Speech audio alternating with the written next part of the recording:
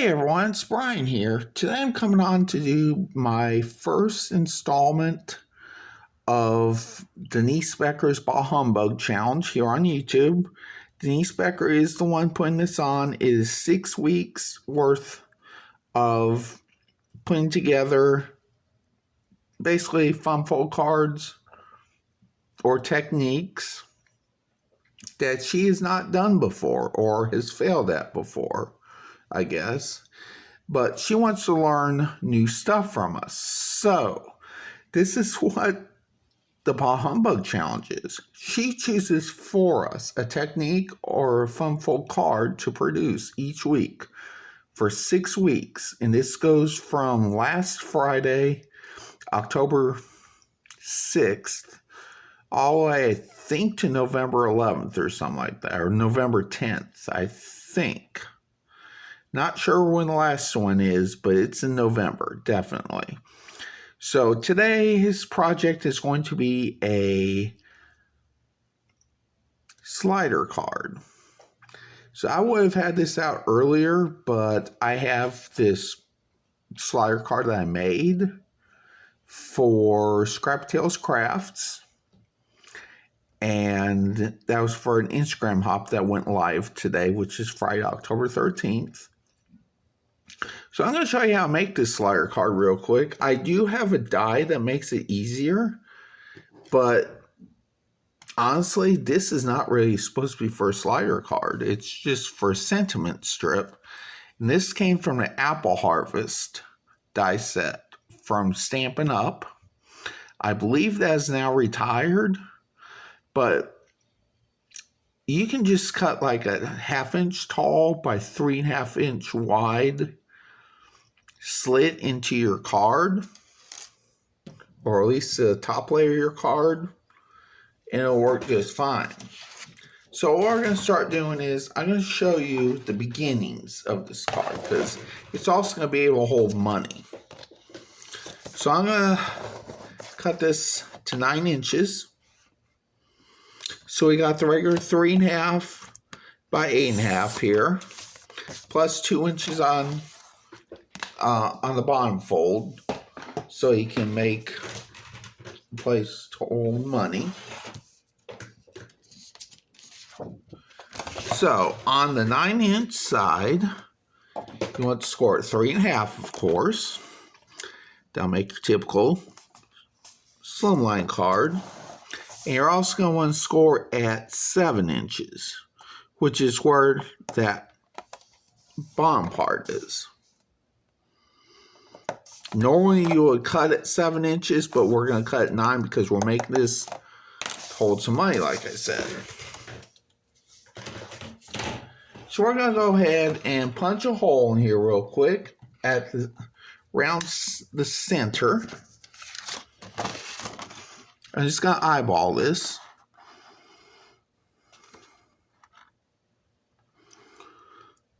I think that's pretty good there. Go ahead and punch it. You can discard this piece.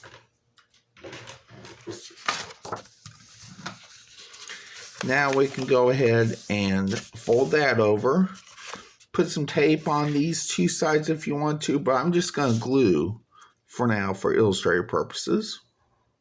I'm just going to glue.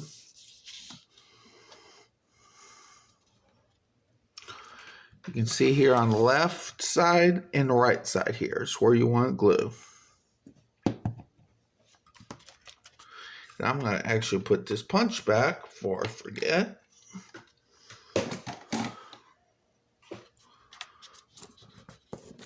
Go ahead and burnish the glue down, glue flaps.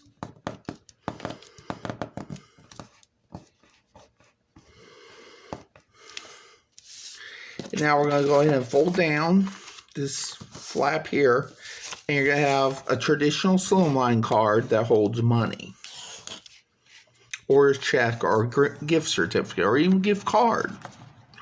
Whatever your heart desires, that'll fit in 3.5 inch tall by 8.5 inch wide pocket. So I'm going to put this up because I already did the next step.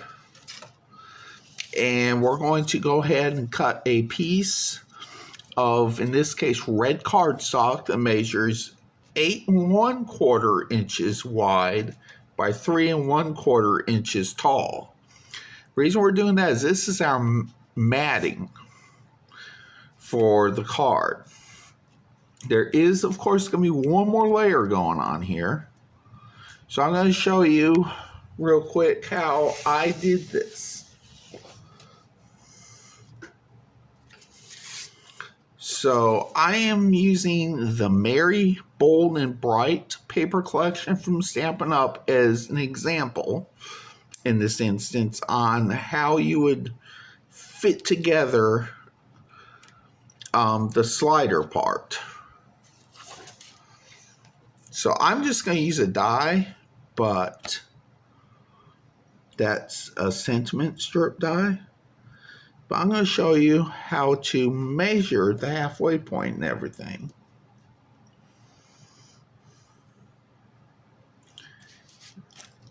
You just need to get a pen. And by the way, this is 3 inches tall by 8 inches wide. So it's another 1/4 inch smaller on each side than that red piece we just put on. So because of that, we're going to want to mark this at 4 inches. And as you can see, I have this up against the this ruler, bottom part of the ruler, up against the bottom of the cardstock that I'm using. That's because when it's a 3 inch tall piece here, and this ruler is 1/2 inches tall, so you'll have that right in the middle. So basically, mark that 4 inches. Now I tell you what, I'm just going to go ahead and maybe do this manually on the paper trimmer for y'all. But we're going to want to go 1 3/4 inches to the left because we want this to be 3 1/2 inches wide. So we go back 1 3/4 inches, which is 2 1/4.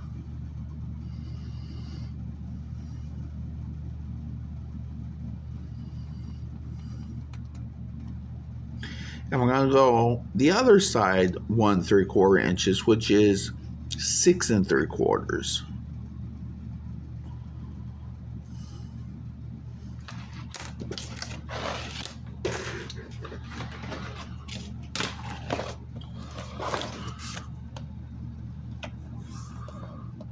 And now we're going to go ahead and mark the place this on the 1 3/4 inch mark here.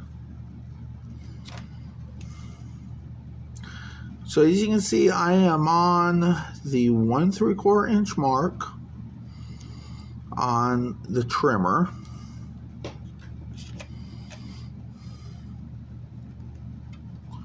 Now I'm going to go ahead and get this blade ready. We're going to sink it in at the right mark, right-handed mark, and we're going to go all the way over here to 2 1/4 inches.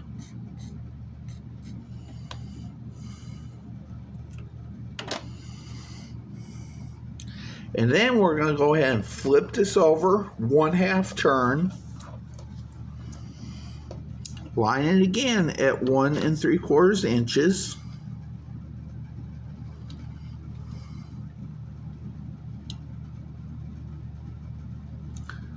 Like so.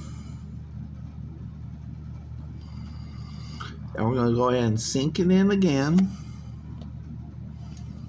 And cut all the way over to this other mark, which I cannot find at the moment. Okay, there it is. 6 3/4, I believe that is. So you see now you have 2 slits here. And we're going to want to get that one piece out. So we're going to go ahead and get an X-Acto knife because it'll be quicker to do it this way. and just go ahead and slit here.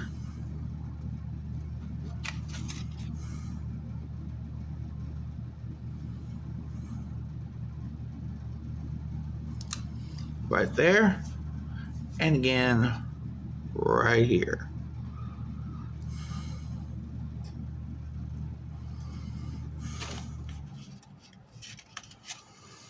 I'm going to have to go a little bit further here with this because I didn't quite get it all the way.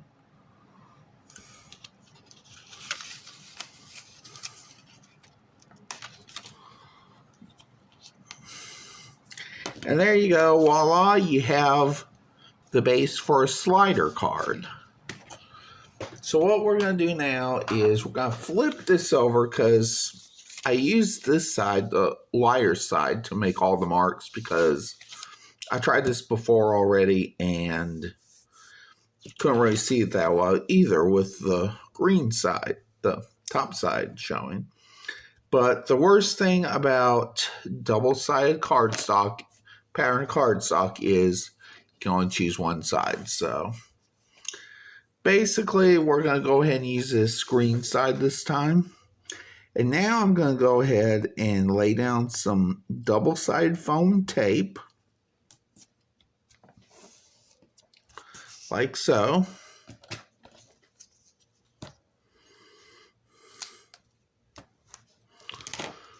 On all four sides on the edges.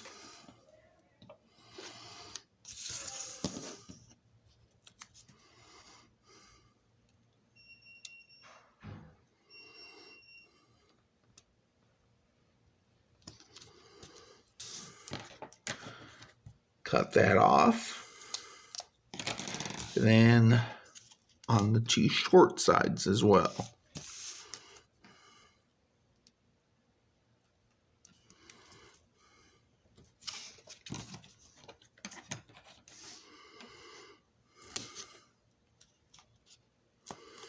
I apologize for not showing a prototype to you at the beginning. I had one, but I totally forgot where it was. Forgot to bring it with me, so therefore you don't have a prototype. I'm sorry about that.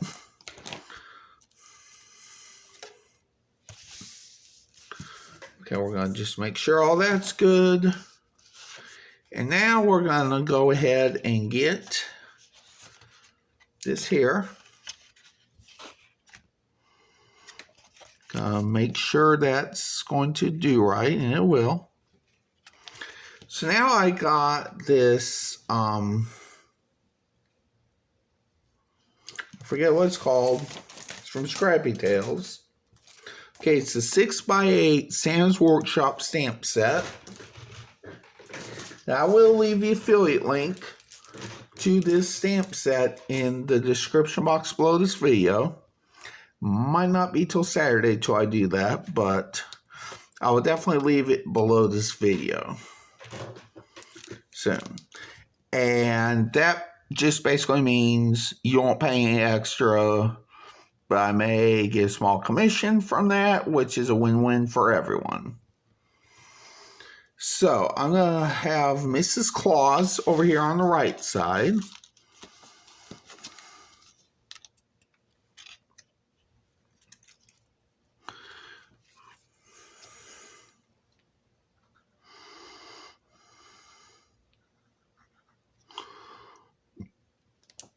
I'm going to go ahead and try to get a little bit of glue on her legs.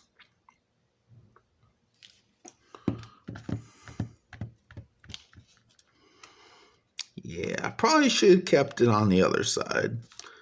Just blending in a little bit.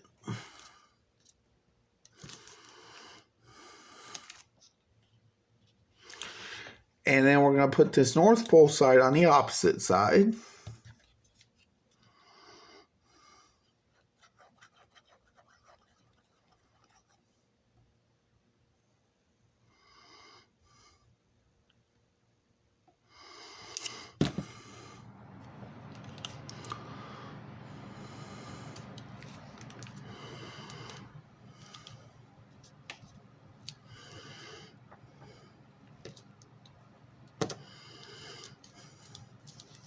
And then we're going to get 2 1/2 inch circles. Punch them out of chipboard. And I'm trying to find mine here. Here they are. Imagine this being 2 of them. There might be another one down here. I just don't see it. So I'm going to go ahead and cut this like so. Cut it about maybe like a little more than a third of the way. And then a little more than a third of the way again. Gonna do this to both pieces because the Santa I'm using is not big enough to use the whole circle. You're gonna need a pretty big sized circle for this to work. So you're gonna glue one end on the back of the Santa, and then on the other one, you're going to put a piece of mounting tape, preferably 1 inch. On here, you'll see that it works just right. There will be no interruption, no stopping or anything like that. So I'm going to get this correct here.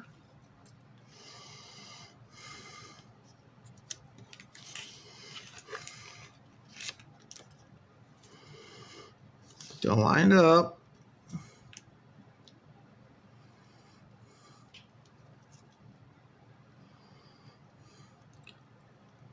I'm going to put that up against here, up against the left part, and the top and bottom. It should work like that. Take this off, and then put Santa on top of that. The widest spot, which is about right here.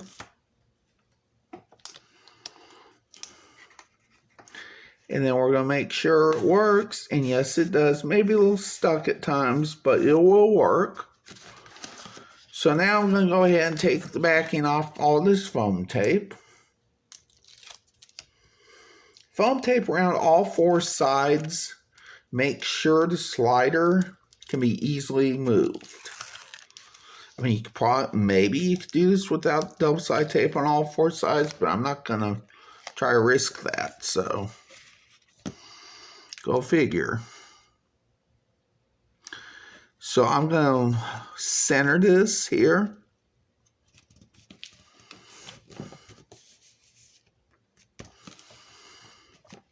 And here we go. We have ourselves a slider card. Actually, this one I believe is called a penny slider card because people used to make these with pennies in the foam squares. So you learn a little something today. So I hope you all enjoyed this video. If you did, please do give this video a thumbs up and subscribe if you haven't done so yet. And ring the bell for all notifications. And also, if you're not subscribed to Denise Becker here on YouTube, I highly recommend you do. This lady's a very sweet lady. She's very generous and always has really cool content on her channel. And she's also a Stampin' Up! Demonstrator in Florida. So, also, reason I want you to subscribe to her if you're not yet is because she is 6 subscribers. As of this recording, she is only 6 subscribers away from 500. So let's make this happen for Miss Denise. So I know she's been waiting forever to get to 500. So let's get her up there and beyond. So I'm Brian. Thank you for joining me. And I'll see y'all again real soon. Bye.